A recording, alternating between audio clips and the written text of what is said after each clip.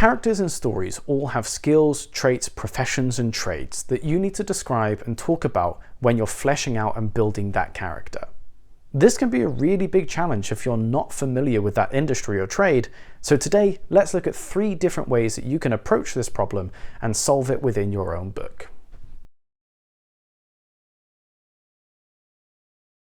The first way is using minimalism. This means you don't go into any detail about the skill, trade, or finished product, especially if you're describing a product or skill that has disputed practices or limited research results.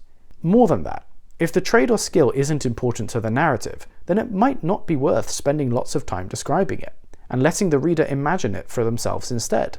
This keeps the story moving and avoids potential errors. That doesn't mean you don't need to do research. You do.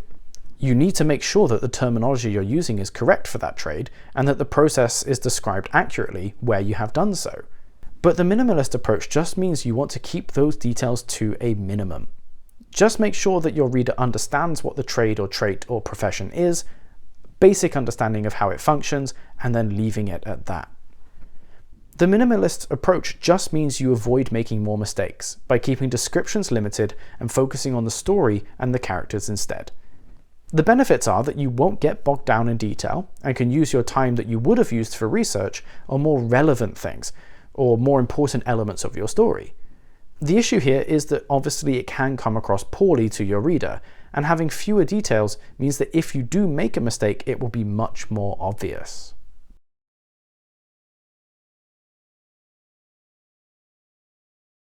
The second way is maximalist.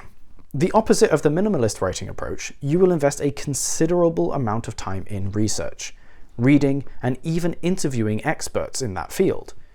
This is great if a character's skill or profession is going to play a key part in the story, then you'll need to spend lots of time with them, exploring their trade and learning about what implications it would have in terms of their skills, abilities, and character. If your character is an apprentice blacksmith, you will need to make sure you understand their role, the hierarchy within the business, the basic metallurgy, and the things such as prices, physical requirements, and timeframes. All of this should be further contextualized within the setting of your story, as time and place will impact the style of blacksmithing and the techniques and tools used. The maximalist approach allows you to create a vivid and authentic experience for your reader that will immerse them in the story and character. It will paint a much more realistic picture and most likely win praise from experts in the field for how their work is represented.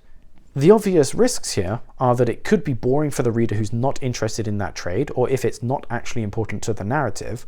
And also, the more detail you delve into, the more careful you have to be about those details. But if it's done well and appropriately, and you're dedicated enough to your research, there are great benefits here too. The third approach is straight down the middle. This should be self-explanatory at this point, but you're basically finding a halfway house between the minimalist and maximalist approaches.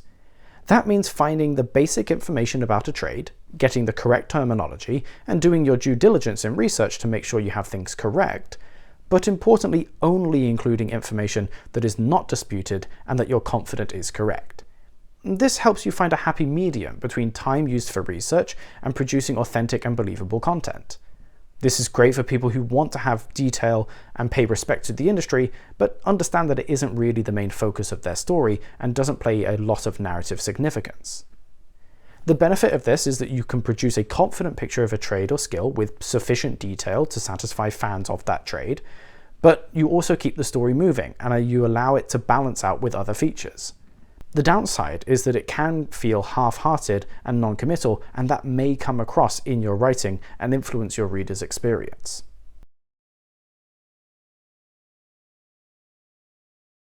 The final point that's worth mentioning is do not include detailed descriptions of high-quality products made by a specific industry, unless you yourself are intimately involved with that trade. For example, if you have a character who is a world-famous poet and you are not a world-famous poet, do not show an example of their poetry, because ultimately it will be massively disappointing for the reader and will likely be panned by critics who read it and understand that this is not great poetry compared to what is expected from the world's best.